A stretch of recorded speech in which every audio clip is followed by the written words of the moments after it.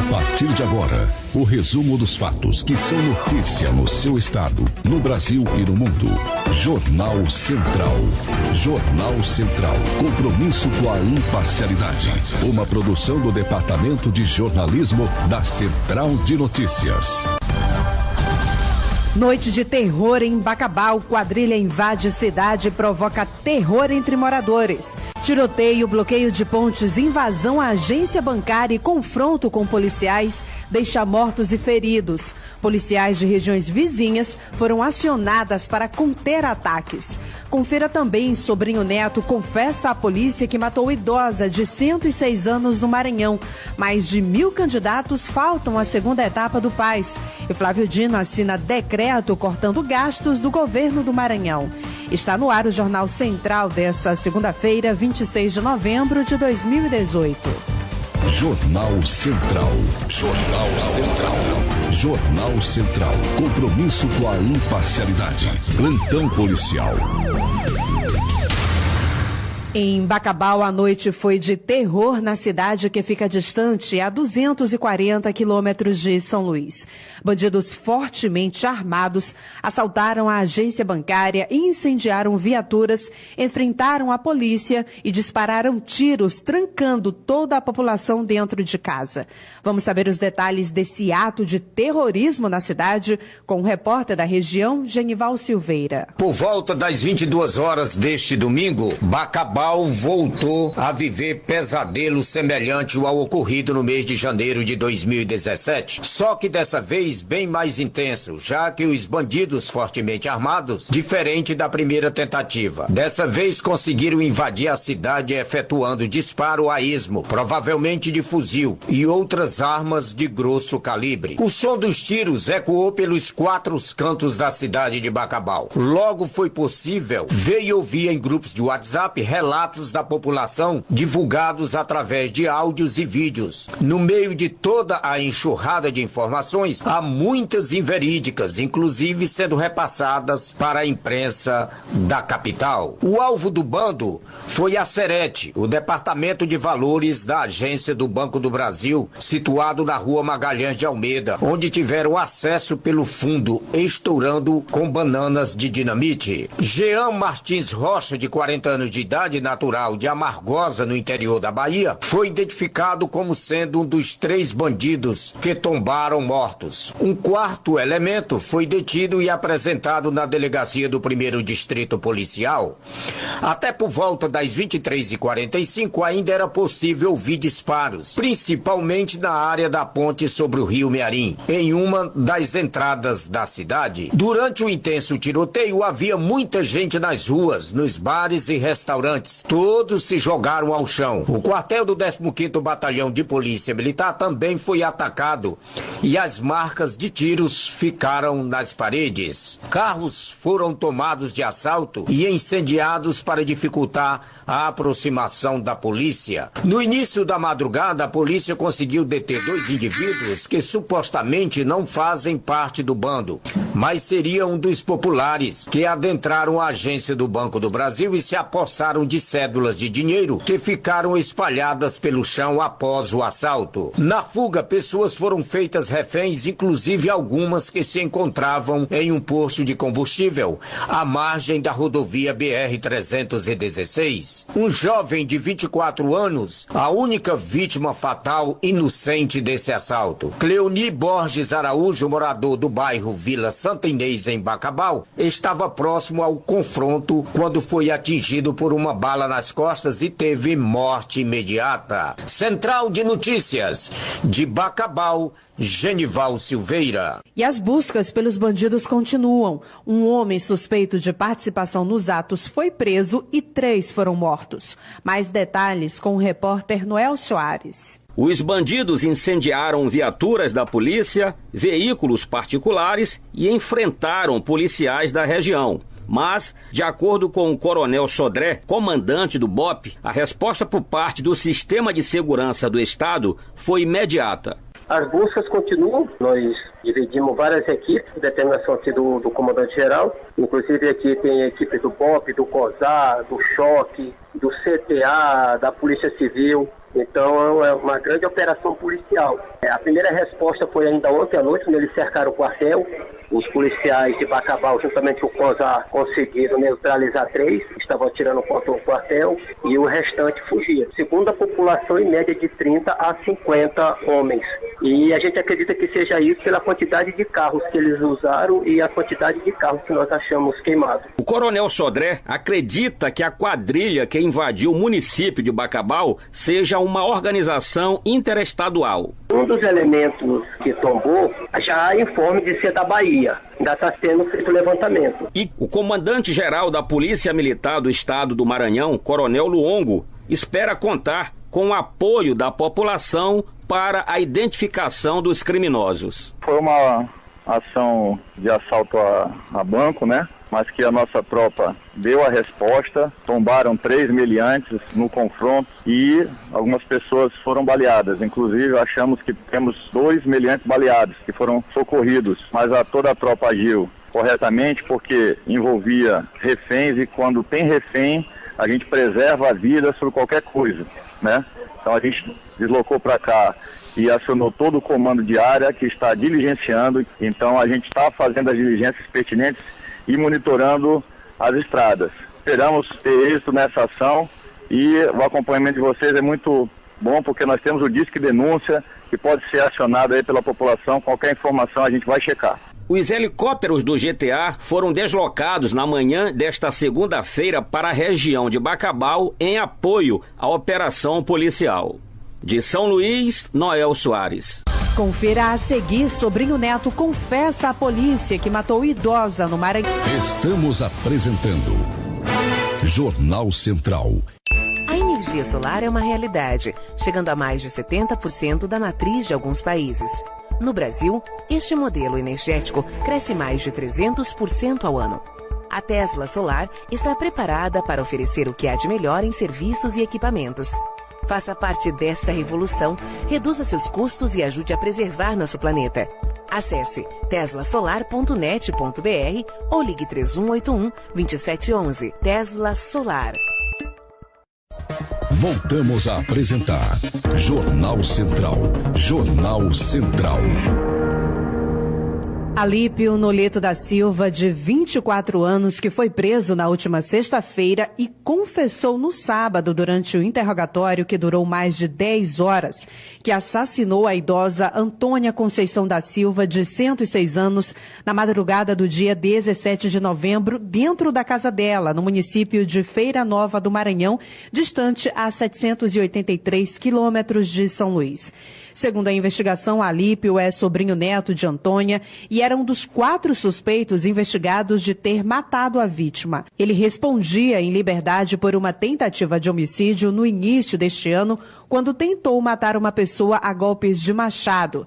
De acordo com a polícia, na noite do crime, ele foi visto em uma festa perto do local e usava uma sandália compatível com as pegadas deixadas na parede da casa. Ele invadiu a residência para roubar um dinheiro e assassinou a tia-avó a pauladas por ter sido reconhecido. Consórcio agiliza a liberação de royalties para municípios do Maranhão.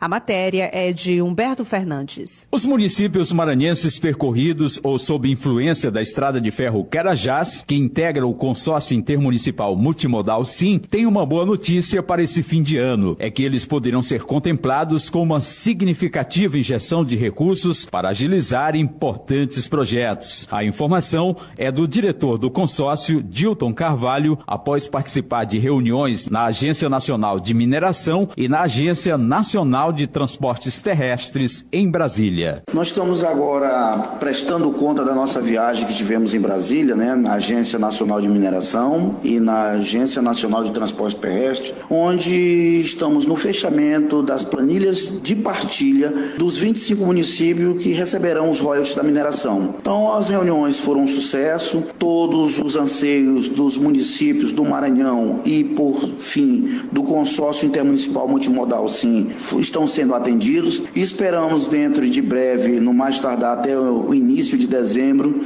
os municípios do Maranhão estejam contemplados com as suas parcelas no royalties da mineração. Dildo Carvalho fez parte de uma comitiva liderada pela presidente do Consórcio Intermunicipal Multimodal, prefeita de Vila Nova dos Martírios, Carla Batista Cabral Souza. A comitiva também foi integrada pelo secretário de Articulação Política da Prefeitura, Jonilson Souza, e pelo prefeito de Bom Jesus das Selvas, Fernando Coelho. A reunião na Agência Nacional de Mineração foi com o diretor de Procedimentos Arrecadatórios, Ricardo Paraíba, com o objetivo de opinar e buscar conjuntamente a melhor forma de agilizar a divisão dos recursos dos royalties da mineração em favor dos municípios afetados com base em um decreto publicado ano passado. Os 25 municípios maranhenses percorridos ou afetados pela estrada de ferro Carajás contam com cerca de 1.800.000 habitantes, às margens de cerca de 670 quilômetros de ferrovia. O consórcio intermunicipal tem projetos nas áreas de educação, saúde e geração de renda da ordem de 85 milhões de reais. Central de Notícias de São Luís, Humberto Fernandes. Política. O Ministério Público aciona município e ex-prefeito por danos ambientais. Michele Chiapa. O Ministério Público do Maranhão entrou com uma ação civil pública ambiental contra a Prefeitura de Passagem Franca e o ex-prefeito José Antônio Gordinho Rodrigues da Silva. A ação foi motivada por danos ambientais causados às matas ciliares do Rio Iumas, considerada área de preservação permanente, APP. A denúncia de degradação da área chegou à promotoria por meio da ouvidoria do Ministério Público. Nas investigações foram realizadas várias diligências e foi pedida a abertura de um inquérito policial para apurar a existência de infrações penais ambientais. Foi constatado que o município de Passagem Franca foi um dos causadores de danos ambientais ao construir o balneário Iumas. A obra causou represamento das águas, alteração do curso do rio e da velocidade das águas, além de desmatar a mata ciliar, causar o desaparecimento de nascentes e também o empobrecimento do solo. A Prefeitura informou que não houve estudo de impacto ambiental. A obra foi iniciada em 2011 e concluída em 2016, mas a única licença ambiental obtida teve validade somente até outubro de 2012. De Brasília, Michele Chiapa. O governador do Maranhão, Flávio Dino, anunciou na última sexta-feira o corte em gastos públicos afetando os serviços de transporte, viagens e diárias para servidores, inclusive militares, e ainda telecomunicações. O governo diz que estas ações têm o objetivo de diminuir o impacto negativo nas contas públicas.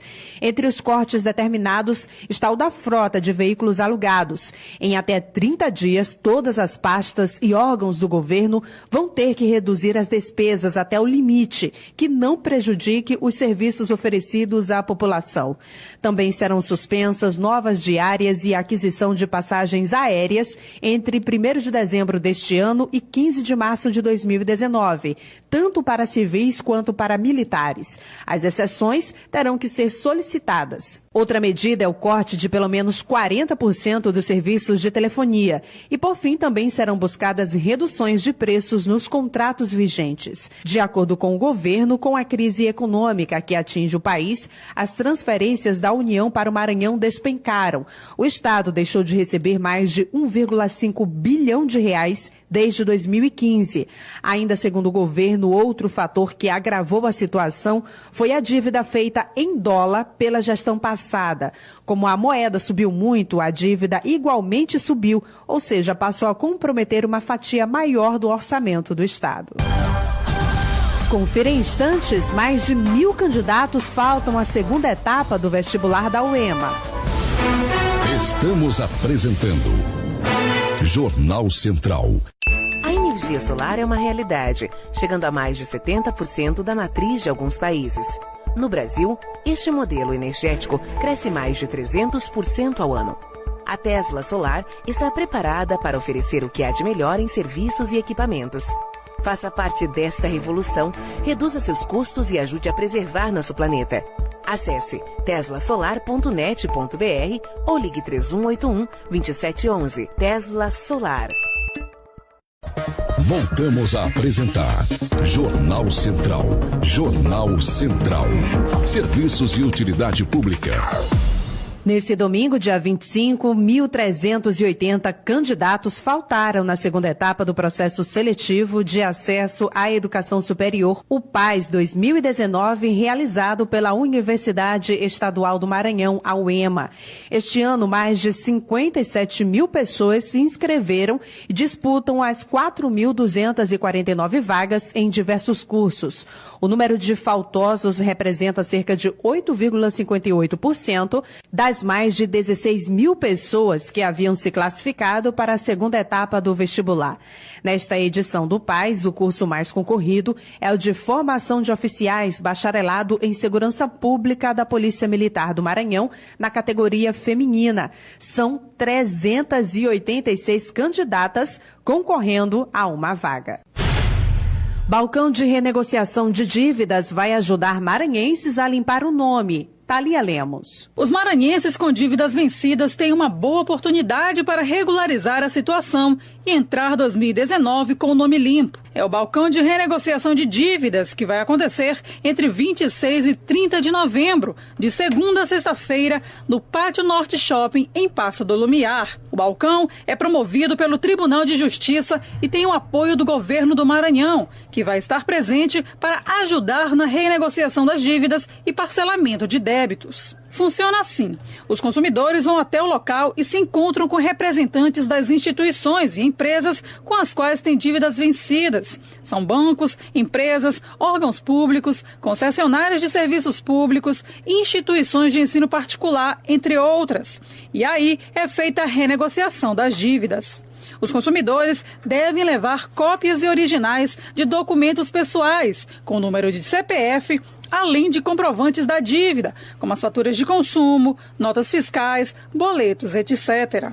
O balcão do Tribunal de Justiça também vai oferecer outros serviços, como consultoria financeira, oferta para contratos habitacionais, reclamações e cadastro de clientes na tarifa social de energia de baixa renda. Também haverá orientação e conscientização de direitos, distribuição de cartilhas, tabelas de controle financeiro e panfletos que orientem o consumidor. De São Luís, Thalia Lemos. INSS inicia pagamento da segunda parcela do 13º para aposentados e pensionistas. Rosamélia de Abreu. Aposentados e pensionistas começam a receber a segunda parte do abono anual, conhecido como 13º salário, a partir desta segunda-feira. O depósito será realizado na folha de pagamento mensal do INSS de 26 de novembro a 7 de dezembro, conforme a tabela de pagamentos de benefícios de 2018. Em todo o país, 30 milhões e 100 mil beneficiários vão receber a segunda parcela, totalizando 21 bilhões e 400 milhões de reais. Nessa segunda parcela, será realizado o desconto do imposto de renda. A primeira parcela, que correspondeu a 50% do valor de cada benefício, foi antecipada para os segurados em agosto deste ano. Em todo o país, 29 milhões e 700 mil benefícios receberam a primeira parcela do 13º, totalizando 20 bilhões e 700 milhões de reais. Da Rede Nacional de Rádio em Brasília, Rosamélia de Abreu. No próximo bloco, Sampaio perde para o Criciúma e se despede da Série B. Estamos apresentando Jornal Central. Atenção criador, começou mais uma etapa de vacinação contra a febre aftosa. De 1º a 30 de novembro você tem que vacinar seu rebanho bovino e bubalino de 0 a 2 anos. Mas é só o rebanho de 0 a 2 anos, hein? Não esqueça de comprovar a vacinação e que todos os criadores devem comparecer à AGED em que sua propriedade está cadastrada. Tem que vacinar, tem que vacinar. AGED, trabalhando para manter o Maranhão livre da aftosa. Tem que vacinar, tem que vacinar. Governo do Maranhão, governo de todos nós. Tem que vacinar. Voltamos a apresentar Jornal Central.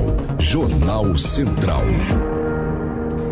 Ministério da Saúde realiza a Semana Nacional de Combate ao Aedes aegypti. Suzete Calderon. A Semana Nacional de Combate ao Aedes aegypti nos estados e municípios está sendo realizada pelo Ministério da Saúde até a próxima sexta-feira, 30. A partir desta data, a população de todo o país está convocada para unir esforços no enfrentamento ao mosquito Aedes, transmissor das doenças dengue, zika e chikungunya. A semana fecha com o dia D, em 30 de novembro, de combate ao Aedes, com mutirões de limpeza em todos os espaços, incluindo os órgãos públicos. No total, 210 mil unidades públicas e privadas de todo o país estão sendo mobilizadas, sendo que 146 mil escolas da rede básica, 11 mil centros de assistência social e 53 mil unidades básicas de saúde, UBS. Da Rede Nacional de Rádio em Brasília, Suzete Calderon.